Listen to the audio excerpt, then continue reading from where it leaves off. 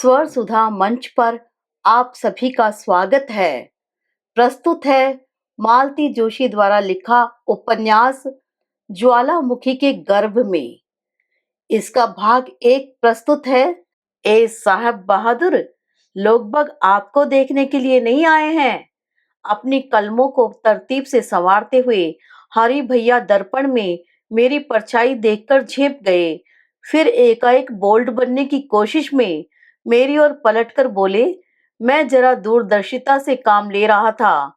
हो सकता है उन लोगों के साथ एक आध बहन, एक आध सहेली हो। जी नहीं, उन लोगों के साथ सिर्फ एक अदद मम्मी है। मैंने मुंह बिचकाकर कहा। तो क्या वे लोग आ गए? और क्या, गाड़ी समय से पहले चल रही है। हमारी तो एकदम मुसीबत हो गई। भैया तैयार हो गए? सो रहे हैं कुंभकर्ण महाराज, उन्हीं को जगाने के लिए तो आई हूँ।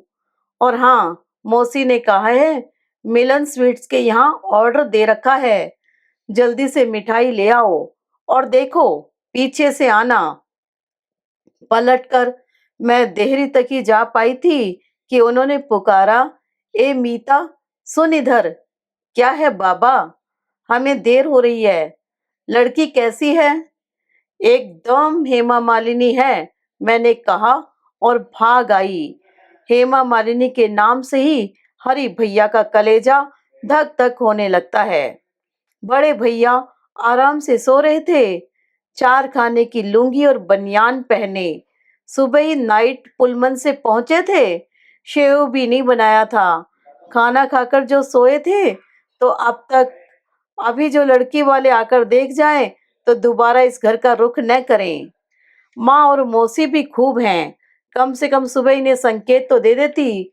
कोई घर से भाग तो नहीं जाते, उन्हें फंसाने में खुद फंस गई है। अच्छा हुआ, ऐसा ही होना चाहिए। भैया उठिए, माँ बुला रही है, मैंने उन्हें झकझोरते हुए कहा। उन्होंने तुरंत ही आंखें खोल दी। डॉक्टरी पढ़ने का यह एक अच्छा लाभ है। हरि भैया की तरह घंटों प्रभाती नहीं गानी पड़ती। क्या है, क्यों परेशान कर रही है? उन्होंने अलसाए स्वर में पूछा।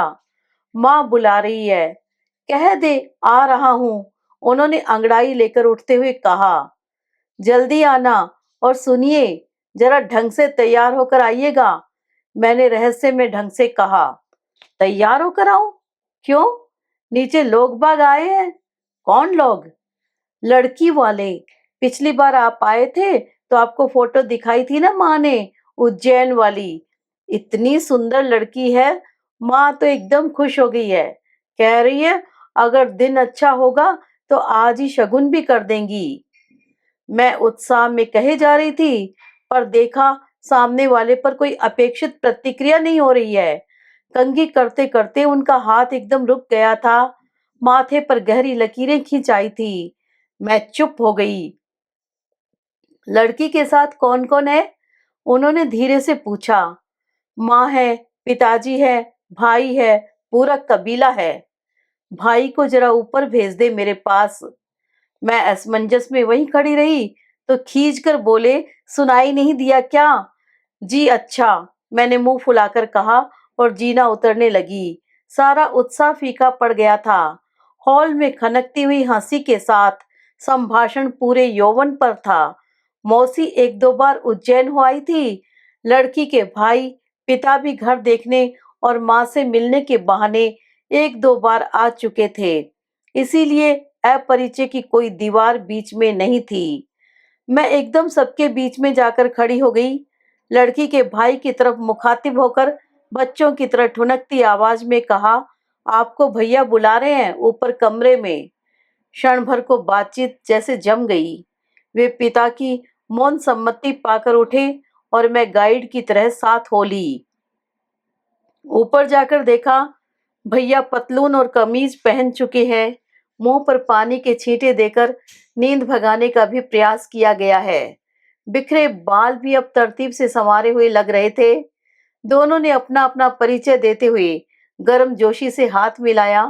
भैया ज्यादा उत्साहित नहीं लगे। शायद सफर की थकान और नींद का बोझिलपन अब भी उन्हें छोड़ने को तैयार नहीं था। तू जा मीता, मैं मिस्टर पाठक को नीचे ले आऊंगा, भैया ने कहा। यह आदेश था। नरम स्वर में कहे जाने के बावजूद मैं उसे टाल नहीं सकी। मिस्टर पाठक ज्यादा देर ऊपर नहीं रुके। हॉल में लौटे तो उनका चेहरा भारी था। सबकी आंखें उन पर टिक गई। क्या बात है ललित, पिता ने व्यग्रता से पूछा। मिस्टर पाठक ने एक बार अपनी और एक बार मेरी माँ की ओर देखा, फिर सख्ती से होठ भींचते हुए बोले, डॉक्टर मनीष चाहते हैं कि उनकी माँ के सामने यह रहस्य न खोला जाए, मगर मेरी बला से पापा, इन महाशय का कहना है कि इनकी सगाई हो चुकी है। क्या? कितने कंठों ने एक साथ प्रश्न किया। मनीष, माँ किस बुरी तरह से चीखी। क्या है माँ? भैया ने कमरे से आते हुए शांत स्वर में पूछा। ये ललित भाई क्या कह रहे हैं? ठीक कह रहे हैं। किस लड़की से शादी कर रहा है तू? यह सब चर्चा बाद में भी हो सकती है माँ, भैया ने उसी शांत स्वर में कहा और फिर मेहमानों से माफी मांगते हुए कहा, मुझे बहुत बहुत अफसोस है। इन लोगों ने अगर जरा भी संकेत दिया होता तो शायद। ओ जरा इन्हें संभालिए, कहते हुए वयोवृद्ध मेहमान एकदम उठ खड़े हुए थे। हम सबने चकित होकर देखा। माँ बेहोश होकर कुर्सी पर ही लुढ़क गई थी। मैं तो चीखकर उनसे लिपट जाने को हुई, पर भैया ने सख्ती से मुझे दूर खड़ा कर दिया। उस समय उनका चेहरा ऐसा लग रहा था जैसे पत्थर में तराशा गया हो।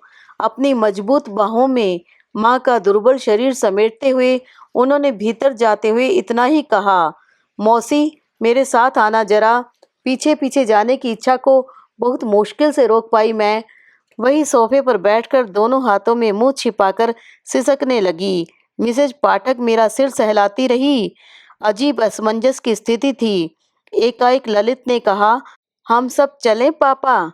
ना बेटे, ऐसे अच्छा नहीं लगता। बहन जी की हालत जरा ठीक होने। तो आप रुकिए, मैं जा रहा हूँ। ठहरो दादा, मैं भी आपके साथ चलूंगी। उस दर्द भरे स्वर से चौंक कर मैंने सिर उठाया। कमरे में उस सजी धजी मूर्ति का अस्तित्व ही मैं भूल गई थी। लेकिन क्या यह वही चेहरा था जो कुछ समय पहले तक शर्मीली मुस्कान से दमक रहा था? भैया का चेहरा अगर काले संगमरमर में बदल गया था, तो यह पूरी की पूरी प्रतिमा बर्फ हो गई थी। अरे, ये लोग जा रहे हैं, अंदर चाय लग गई है न? खुशबू का एक भभका आया और लजीली मुस्कुराहट लिए हरि भैया कमरे में दाखिल हुए। एक क्षण को अनचाहे सबकी निगाहें उन पर टिक गई। गोरे चिट्टे हरि भैया नेवी ब्लू पैंट और क्रीम कलर की मनीला पहने सचमुच बड़े प्यारे लग रहे थे। उन्होंने अपनी सजावट पर काफी समय खर्च किया था। टाई पिन से लेकर जूतों तक सब कुछ लगदग कर रहा था। सबको अपनी ओर घूरते देखा तो वे कुछ सचेत हो गए। और लोग कहाँ हैं? चाय बिल्कुल तैयार है। बेचारे हरि भैया, इतना तरस आया उन पर। दीन दुनिया से बेखबर वे चाय की मेज ही सजाते रह गए थे। आपकी तारीफ? ललित के पिताजी ने पूछा। ये हरि भैया हैं। मैं बच्चों की तरह इतना ही कह पाई। पढ़ते हैं? जी हाँ, बीकॉम फाइनल में हूँ, उन्होंने लजीले अंदाज में कहा। ललित और सुलक्षणा इस बीच कब चले गए पता नहीं चला।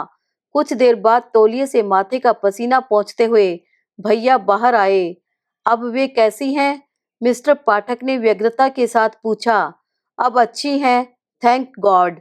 क्या ऐसा अक्सर होता है? मिसेज पाठक ने पूछा। जी, पहले अक्सर होता था। दरअसल मेरे पिताजी और मुझसे छोटी एक बहन एक साथ एक एक्सीडेंट में चल बसे थे। उस हादसे ने माँ का मन बहुत तोड़ दिया है। किसी भी आघात को सह नहीं पाती। मुझे अफसोस है, सब मेरी वजह से हुआ। कोई बात नहीं, मिस्टर पाठक ने उनकी पीठ को थपथपाते हुए कहा।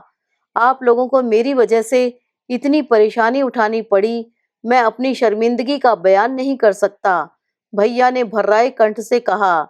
नहीं, इसमें तुम्हारी कोई गलती नहीं थी, मिस्टर पाठक ने सांत्वना के स्वर में कहा। मुझे वे पति पत्नी सज्जनता की प्रतिमूर्ति लगे। आत्मग्लानि से उबर कर अब भैया ने सिर ऊपर उठाया। अरे हरी, तुम कहाँ थे अभी तक?